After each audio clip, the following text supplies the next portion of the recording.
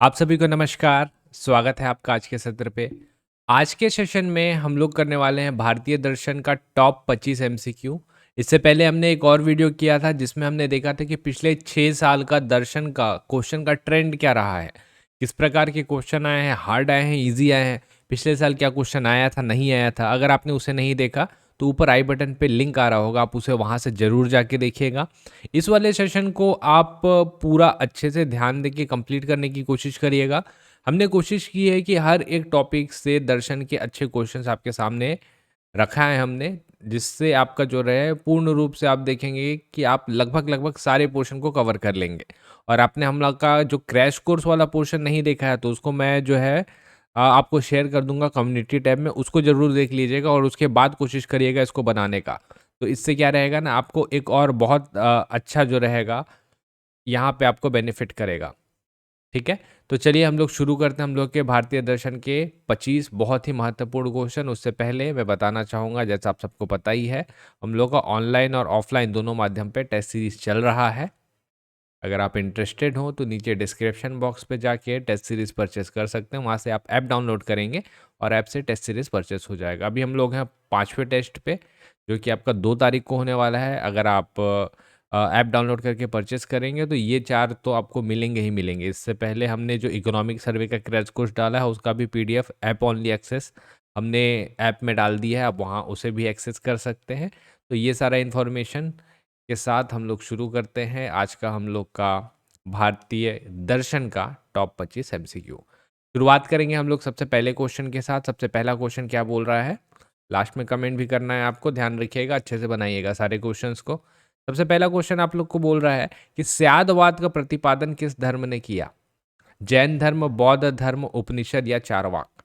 चलिए देखते हैं इसका सही आंसर क्या हो जाएगा, आप साथ में करते चलिएगा। इसका वैसे सही आंसर जो है, स्यादवाद का प्रतिपादन करने वाले हैं जैन धर्म। अब देखिए, जैन धर्म का जो स्यादवाद है इसको हम लोग एक और चीज से ना, एक और नाम से जानते हैं, इसको आंशिक ज्ञान, आंशिक ज्ञान के नाम से भी जाना जाता है इसको, और इसी आंशिक ज्ञान को इन्होंने नय कहा है। अ, स्यादवाद का एक्चुअल में मीनिंग क्या हो जाता है कि हम लोग का जो नॉलेज है, जो हम लोग का ज्ञान है वो आंशिक है। मतलब हम लोग को अगर पूर्ण ज्ञान अर्जित करना है तो हम लोग को विभिन्न कोणों से देखना पड़ेगा, तब जाके ज्ञान हम लोग का पूर्ण हो सकता है। लेकिन हम लोग विभिन्न कोणों से देख नहीं सकते। तो ये स्यादवाद का फिलॉसफी है जो कि जैन धर्म से संबंधित है। अगले क्वेश्चन पे आते हैं। व्यवहारिक वेदांत कौन से दर्शन से संबंधित है? औरोबिंदो, महात्मा गांधी, कौटिल्य या स्वामी विवेकानंद? चलिए, तो ये वाला क्वेश्चन जो है ना आपका पीएससी ने पूछा हुआ है। इसका सही आंसर हो जाएगा आपका स्वामी विवेकानंद। ध्यान रखिएगा, व्यवहारिक वेदांत इसको इंग्लिश में बोला जाता है प्रैक्टिकल वेदांता। बहुत इंपॉर्टेंट है, पूछा हुआ क्वेश्चन है। अगला है आपका, स्थनकवासी संप्रदाय किस धर्म से संबंधित है? स्थनकवासी संप्रदाय किस धर्म से संबंधित है? जैन धर्म, सांख्य, आजीवक या वैष्णव? बताइए। इसका जो सही आंसर हो जाएगा, याद रखिएगा, जैन धर्म। देखिए, जैन धर्म में आपको सिर्फ श्वेतांबर और दिगंबर नहीं मिलेंगे, इसके अतिरिक्त इस स्थनकवासी जो संप्रदाय है ये भी इसी से संबंधित है। तो ये कुछ कुछ एक्स्ट्रा इन्फॉर्मेशन है। अगला, उपनिषद में ब्रह्म के कितने स्वरूप बताए गए हैं? 1, 2, 3 या 4? बताइए। उपनिषद में ब्रह्म के कितने स्वरूप बताए गए हैं? चलिए, सही आंसर जो है पहले इसका ये देख लेते हैं। ब्रह्म के 2 स्वरूप की व्याख्या की गई है। आपको ध्यान होगा, आपने रिकॉल नहीं कर पाया है, हम लोग बोलते हैं एक को पर ब्रह्म और एक को अपर ब्रह्म। पर ब्रह्म को हम लोग एब्सोल्यूट के नाम से जानते हैं और जो अपर ब्रह्म है उसको गॉड के नाम से जानते हैं। नेति नेति और रीति इति आपको ध्यान आ रहा होगा, हमने इसको किया हुआ है क्रैश कोर्स पे, उस वीडियो को जरूर देखिएगा। नेति नेति और इति इति इस नाम से इसको जाना जाता है। तो ब्रह्म के 2 स्वरूप की व्याख्या की गई है। मतलब एक्चुअल में ब्रह्म तो एक होता है, लेकिन उपनिषद में इसको डिफ्रेंशिएट कर दिया गया है। और बाद में हमारे स्वामी विवेकानंद आएंगे तो वो क्या बोलते हैं, आप धार्मिक दृष्टिकोण से देखेंगे तो जो ईश्वर है वो ब्रह्म है, और जब आप आध्यात्मिक दृष्टिकोण से देखेंगे तो जो एब्सोल्यूट है, अनंत शक्ति है, वो ब्रह्म है। निम्न में से कौन अद्वैतवाद से संबंधित नहीं है? माया, ब्रह्म, ज्ञान या कर्म? बताइए, सही आंसर क्या होगा इसका? फिर से सुनिए, निम्न में से कौन अद्वैतवाद से संबंधित नहीं है? माया, ब्रह्म, ज्ञान या कर्म? ठीक। चलिए, सबसे पहले हम लोग आते हैं अद्वैतवाद में। तो अद्वैतवाद का प्रतिपादन करने वाले जो थे हमारे दार्शनिक, वो थे आपके शंकराचार्य। याद रखिएगा, कहीं कहीं पे सिर्फ शंकर लिखा हुआ मिलेगा, दोनों का मीनिंग एक है। अब ये क्या बोलते थे कि ब्रह्म एकमात्र सत्य है और जगत जो है वो मिथ्य है। मतलब जो हम लोग का जो रियलिटी है वो सिर्फ ब्रह्म है, तो ब्रह्म तो होगा ही। और जगत मिथ्य है, मतलब जगत का अस्तित्व नहीं है। इवन इन्होंने बोल दिया कि भगवान तक का अस्तित्व नहीं है। भगवान और जगत अपने को दिखते हैं क्योंकि ब्रह्म की एक शक्ति है जो ब्रह्म में ही निहित है, जो इस संसार को और इस भगवान को हम लोग को दिखाती है। तो ये शक्ति है माया। तो ये भी सही है। चलिए, यहाँ तक तो ठीक है। अब बात आता है कि हम लोग कैसे ब्रह्म की प्राप्ति करें। तो ब्रह्म की प्राप्ति करने के लिए इन्होंने सबसे ज़्यादा जोर दिया है किसके ऊपर?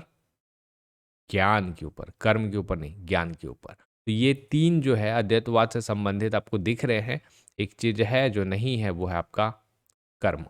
ठीक है, तो ये हो जाएगा इसका सही आंसर।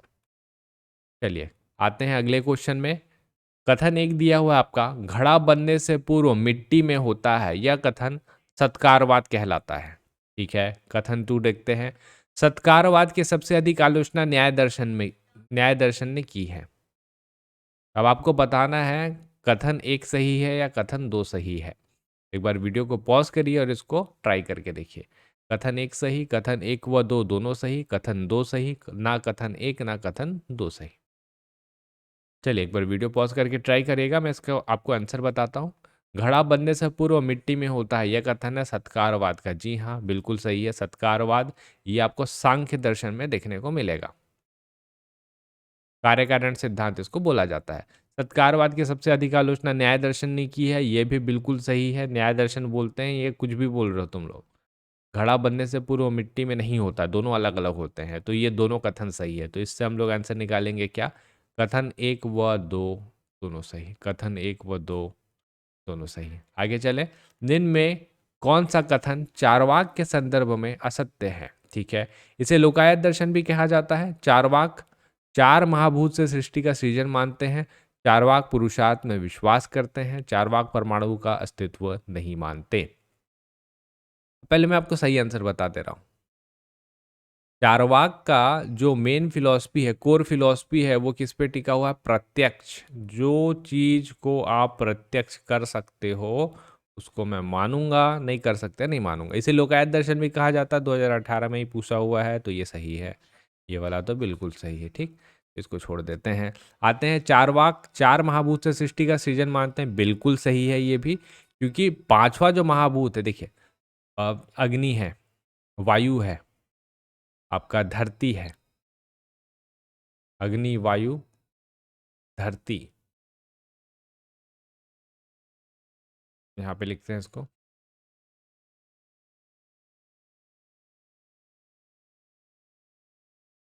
पानी, और एक होता है आपका आकाश। ये पांच महाभूत होते हैं। तो इस चार महाभूत को आप प्रत्यक्ष कर सकते हैं, आकाश को बिल्कुल नहीं कर सकते। तो चार महाभूत तो सही है, मतलब ये वाला भी सही है। हो गया, ये वाला भी सही है। चारवाक पुरुषार्थ में विश्वास करते हैं। पुरुषार्थ में आता है आपका धर्म, अर्थ, काम और मोक्ष। तो आप अगर चारवाक के दृष्टिकोण से देखेंगे तो वो विश्वास करते हैं आपका अर्थ यानी कि पैसा और काम के ऊपर। तो ये वाला कथन आपका गलत हो रहा है। धर्म और मोक्ष, मोक्ष कहाँ से विश्वास करेंगे जब हम लोग मानते ही नहीं है, प्रत्यक्ष नहीं कर सकते ना मोक्ष मोक्ष को। तो चारवाक पुरुषार्थ में विश्वास करते हैं, ये वाला कथन गलत है। चारवाक परमाणु का अस्तित्व नहीं मानते, क्या ये कथन भी बिल्कुल सही है, क्योंकि आप इसको प्रत्यक्ष नहीं कर सकते ना। हो भी सकता है परमाणु हो, चारवाक का ये बोलना है, लेकिन हम लोग जब उसको देख नहीं सकते, महसूस नहीं कर सकते, तो क्यों माने? तो ये है चारवाक दर्शन। अगला, निम्न में से कौन अष्टांग योग का भाग नहीं है? व्यायाम, आसान, प्राणायाम या ध्यान? तो कभी कभी आपको ऐसे क्वेश्चन भी देखने को मिलेंगे। ऐसे क्वेश्चन को कैसे टैकल करना है, आपको अष्टांग योग पता होना चाहिए। यम, नियम, आसन, प्राणायाम। देखिए, यम, नियम, आसन, प्राणायाम, प्रत्याहार, धारण, ध्यान। समाधि, तो व्यायाम नहीं। यम नियम आसन प्राणायाम प्रत्याहार धारण ध्यान समाधि, 8 हुए ना। व्यायाम नहीं, ऐसे करके करना है। गीता दर्शन में निम्न में से किसके जरिए ईश्वर की प्राप्ति की जा सकती है? कर्म योग, ध्यान योग, भक्ति योग या यह सही, या सभी? इसका सही आंसर हो जाएगा आपका ऑप्शन नंबर डी, यह सभी। तो तीनों के जरिए हम लोग ईश्वर की प्राप्ति कर सकते हैं। मंडल सिद्धांत का संबंध किस दार्शनिक से है? वराहमिहिर, विष्णुगुप्त, विष्णु शर्मा और नागार्जुन। तो मंडल सिद्धांत जो है अपने को देखने को मिलता है विष्णुगुप्त, जिनको हम लोग कौटिल्य के नाम से भी जानते हैं। मंडल सिद्धांत और साप्तांग सिद्धांत, तो दोनों को ध्यान रखिएगा, ये मंडल सिद्धांत उन्हीं से संबंधित है। अगला, अतिमानस का सिद्धांत का प्रतिपादन करने वाले व्यक्ति? सच्चिदानंद, अरविंद, महात्मा गांधी या योगानंदम। तो अतिमानस, इसको हम लोग इंग्लिश में सुप्रा माइंड के नाम से जानते हैं। ये हिंदी में आप इनको अरविंद बोलेंगे और इंग्लिश में औरोबिंदो बोलते हैं। ये सही आंसर है। अगला, बौद्ध साहित्य में महावीर जैन को किस नाम से इंगित किया गया है? देवजीत, जितेंद्र, निकंठनाथ या मिलिंद। तो हम लोग महावीर स्वामी को बोलते हैं निकंठनाथ। अगला, जीव अनेक है और निर्जीव चीजों में भी जीव का वास होता है, यह मानना किसका है? बौद्ध धर्म, अद्वैतवाद, जैन धर्म या सांख्य धर्म। ये हमारे ऑप्शन नंबर सी, जैन धर्म। जैन धर्म होंगे। देखिए, जैन धर्म जो है सबसे ज़्यादा किसी चीज़ को मानती है तो वह है जीव। जीव मतलब यहाँ पे क्या हो रहा है, ध्यान रखिएगा। जीव मतलब यहाँ आत्मा होता है, जो हम लोग मेनली नॉर्मल कॉमनली बोलते हैं ना आत्मा। यहाँ पे जैन धर्म में इसको जीव बोला जाता है। तो जीव अनेक है, अनात्मवाद मानते ही हैं ये। तो इनका मानना है कि निर्जीव चीज़ों में भी जीव होता है, निर्जीव चीजों में भी आत्मा का वास होता है। एक शरीर में एक से ज्यादा आत्मा का भी वास आराम से हो सकता है। तो ये हमारे जैन दर्शन। अगला, न्याय दर्शन में जो जहां नहीं है उससे वहां देखना किस प्रकार का ज्ञान कहलाता है? तो अपने को दो प्रकार के ज्ञान की बात की गई है, आप एक बार ट्राई कर लीजिएगा, उसके बाद एक्सप्लेनेशन देखिएगा। दो प्रकार का ज्ञान का बात क्या है? एक है आपका प्रमा और दूसरा है आपका अप्रमा। तो ये तो हो गया, आंसर निकल गया यहीं से, अप्रमा। देखिए, प्रमा ज्ञान क्या होता है? जो चीज़ जहाँ है उसको वहीं देखना है। जैसे मैंने क्या लिखा है, देखिए प्रमा लिखा है, आपको प्रमा ही दिख रहा है, तो ये क्या कहलाएगा? प्रमा ज्ञान। ठीक। अब कुछ भी चीज़ देखिए, जैसे कुछ लोग रहते हैं रा को ऐसे और वा को ऐसे बनाते हैं। अब यहाँ पे मैंने लिखा है रवा, अब इसको खा पढ़ रहे हैं। तो मैंने लिखा तो रवा है, लेकिन आप इसको पढ़ क्या रहे हैं? खा। तो मतलब जो चीज़ जहाँ नहीं है आप उस चीज़ को वहाँ पे पढ़ रहे हैं, तो ये वाला ज्ञान आपका अप्रमा कहलाता है। जो जैसा लिखा है उसको वैसा पढ़ना कहलाता है आपका प्रमा वाला ज्ञान। तो ये होता है इसका विशेषण। एक आप एग्जाम्पल वैसे भी ले सकते हैं, जैसे रेगिस्तान में जाएंगे तो आपको मिराज दिखता है, पानी नहीं है, उसके बावजूद आपको पानी की अनुभूति हो रही है कि सामने पानी है, वो अप्रमा कहलाएगा। एक रस्सी है जो लपटा हुआ है पूरा आपका बड़े से लकड़ी पे, तो आपको लग रहा है कि सांप है, तो आप गलती से लग रहा है ना, है तो नहीं, ये अप्रमा ज्ञान कहलाएगा। आपको रस्सी ही लग रहा है तो आपका प्रमा ज्ञान कहलाएगा बस। निम्न में कौन गांधी जी के एकादश व्रत का भाग नहीं है? भाग है, चलिए में भाग है। सत्य, स्वदेशी, ध्यान और शारीरिक श्रम, बताइए। आपको गांधी जी का एकादश व्रत पता होना चाहिए, टोटल 11 है। ठीक, शुरुआत के 5, सत्य, अहिंसा, अस्त्य, अपरिग्रह, ब्रह्मचर्य, यहाँ तक तो ठीक है। उसके बाद फिर शारीरिक श्रम श्रम, अब सत्य तो है, फिर आपका सत्य, अहिंसा, अस्त्य, अपरिग्रह, ब्रह्मचर्य, फिर है आपका एक शारीरिक श्रम, ये भी है। उसके बाद हम लोग आगे आएंगे तो अस्वाद आता है, फिर सर्वधर्म संभाव आता है, अस्पृश्यता और स्वदेशी आता है। ध्यान नहीं आता है, तो ध्यान आपका नहीं है, मतलब 1 2 4 आपका सही हो जाएगा। ये रहा 1 2 4। अगले क्वेश्चन में आते हैं। पुष्टि मार्ग के संदर्भ में सत्य कथन पर विचार करें। कथन एक क्या बोलता है? सिर्फ ब्रह्म के द्वारा ही मुक्ति संभव है। कथन 2 बोलता है श्री कृष्ण ही ब्रह्म है। पुष्टि मार्ग की बात कर रहे हैं ना, बताइए कथन कौन सा सही है? तो इसका सही जो हो जाएगा आपका कथन 1 व 2 दोनों सही। अगला, परमाणुवाद के संदर्भ में कौन सा कथन गलत है? यह दर्शन ईश्वर पर विश्वास नहीं करता, महर्षि कर्नाड को परमाणुवाद का जनक कहा जाता है। इसे उलूक दर्शन के नाम से भी जाना जाता है। परमाणु नित्य होते हैं। ठीक है, तो इसका सही आंसर हो जाएगा आपका ऑप्शन नंबर ए। यह दर्शन ईश्वर पर विश्वास नहीं करता। एक्चुअली में परमाणुवाद वाले ईश्वर पर विश्वास करते हैं।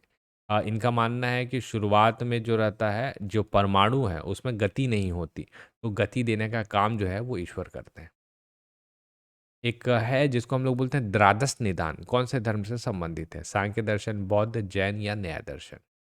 द्वादश निदान, इसको हम लोग भाव चक्र भी बोलते हैं, कहीं कहीं पे जन्म मरण चक्र भी बोलते हैं, 12th cycle of birth and death भी बोलते हैं। अब इतने हिंट के बाद आप बता ही दिए होंगे कि ये बौद्ध दर्शन से संबंधित है। अगला, उपनिषद में ऋत व्यवस्था का संरक्षण किसे माना गया है? शिवा, वरुण, अग्नि या इंद्र? तो ऋत व्यवस्था, ऋत मतलब होता है नियम, यानी कि प्राकृतिक नियम। पहले इसका संरक्षक जो देख लेते हैं हम लोग, वो है वरुण। प्राकृतिक नियम मतलब दिन होगा, दिन के बाद रात होगा, बच्चे छोटे रहेंगे, छोटे के बाद बड़े होंगे, तो एक व्यवस्था के तहत हो रहा है ना। ऐसा तो नहीं है कि बच्चा डायरेक्ट बूढ़ा हो जाएगा फिर बीच में जवान होगा। अगर ये व्यवस्था होगा तो आपका पूरा का पूरा सिस्टम बिगड़ जाएगा। तो प्राकृतिक नियम को ही ऋत व्यवस्था बोलते हैं। उत्तर मीमांसा के प्रवर्तक किसे माना गया है? बाद नारायण, कबीर, रामानुजनाचार्य और माधवाचार्य? उत्तर मीमांसा हम लोग को बोला गया है बाद नारायण वाले। भारतीय दर्शन में अपूर्व का सिद्धांत से क्या तात्पर्य है? कैवल्य की प्राप्ति, आत्मा के सुख दुख का आधार, माया द्वारा रचित संसार या इनमें से कोई नहीं? तो अपूर्व का सिद्धांत आपको मिलेगा आत्मा के सुख दुख का आधार। अब इसको देखिए क्या है। उस टाइम पे कर्म पे बहुत ज़्यादा जोर दिया जा रहा था, बहुत ही ज़्यादा जोर। अब लोगों ने पूछा कि भाई हम कर्म तो यहाँ कर रहे हैं, कर्म से अपने को स्वर्ग मिलेगा, इसकी क्या गारंटी है? अब यहाँ पे इन्होंने लेके आया है अपूर्व का सिद्धांत को। ये मीमांसकों का बात कर रहा हूँ मैं। उन्होंने बनाया कि देखो क्या है, जब तुम कर्म करोगे तो उस टाइम पे क्या होगा ना, तुम्हारे शरीर के चारों साइड एक अदृश्य शक्ति उत्पन्न होगी। ठीक है, जब तुम्हारी मृत्यु हो जाएगी तो ये अदृश्य शक्ति तुम्हारे आत्मा के चारों ओर रहेगी और ये जाएगी फिर तुम्हारा स्वर्गलोक के पास। जब वहाँ पे तुम्हारा मूल्यांकन होगा तो जिसकी ये जो शक्ति है ना, अपूर्व की जो शक्ति है, ये जिसकी जितनी ज़्यादा रहेगी उसके आधार पर डिसाइड होगा कि आत्मा को सुख मिलेगा कि दुख मिलेगा। तो ये है आपका अपूर्व का सिद्धांत। स्थित प्रज्ञ सिद्धांत किस दर्शन का प्रमुख केंद्र है? उपनिषद, गीता, वैशेषिक या योग? तो एक हमारा गीता दर्शन ही है जिसमें स्थित प्रज्ञ आपको मिलेगा। कौन सा दर्शन है जो प्रकृति और पुरुष से विश्व की रचना मानता है? न्याय, सांख्य, योग या वैशेषिक? हमारे महर्षि कपिल द्वारा सांख्य दर्शन इसका सही आंसर हो जाएगा। प्रकृति जिसमें 3 गुण होते हैं, सत्य, रज और तम, इससे और साथ में पुरुष, ये दोनों से संसार का सृजन मानते हैं। अगला, शून्यता के सिद्धांत का सर्वप्रथम प्रतिपादन करने वाले बौद्ध दार्शनिक कौन है? नागार्जुन, नागसेन, आनंद या अश्वघोष? तो सही आंसर है आपका ऑप्शन नंबर ए, नागार्जुन। और लास्ट क्वेश्चन है आप लोगों के लिए, किसने प्रतिपादित किया है कि भाग्य ही सब कुछ निर्धारित करता है और मनुष्य असमर्थ होता है? जैन, बौद्ध, आजीवक या मीमांसा? सही आंसर ऑप्शन नंबर सी, आजीवक संप्रदाय। और इसके जो फाउंडर हैं, जो मक्कली गोशाल, मक्कली गोशाल नाम है उनका। तो ये थे हमारे 25 क्वेश्चन और मैं उम्मीद करता हूँ कि इस 25 में आप 21-22 तो कर ही लिए होंगे। 2-3 छूट रहे हैं, एक आध दो बार आप और देखेंगे चीज़ों को तो और क्लियरिटी आएगा। मैं कोशिश करूँगा लास्ट में वीडियो डाल दूँगा मैं, जो हमने पहले फिलॉसफी का क्रैश कोर्स कराया था उसका, उसको अगर आप एक बार देख लेंगे आपको मतलब फिलॉसफी के सारे क्वेश्चन हो जाएंगे। आप उस वीडियो को बस एक बार अच्छे से देख लीजिए और हमने 2 या 3 सेट का ये बनाया हुआ है दर्शन का एमसीक्यूज, इसको लगा लीजिए। आपको कहीं से देखने का ज़रूरत ही नहीं है फिलॉसफी, ये आपके लिए मोर देन सफिशिएंट रहेगा। और कुछ दिन में अभी करंट अफेयर भी आने वाला है, तो जो लोग चैनल से नए जुड़े हैं वो चैनल को सब्सक्राइब जरूर कर लीजिएगा। आपको अभी कुछ दिन पे हम लोग ईयरली करंट अफेयर जो है हम लोग कवर करने वाले हैं। और किसी भी प्रकार की आपकी कोई क्वेरी होगी या आपके कुछ सजेशन होंगे तो हमें कमेंट बॉक्स में ज़रूर दीजिएगा। हम लोग मिलेंगे अगले वीडियो पे, तब तक के लिए आप सभी का बहुत बहुत धन्यवाद।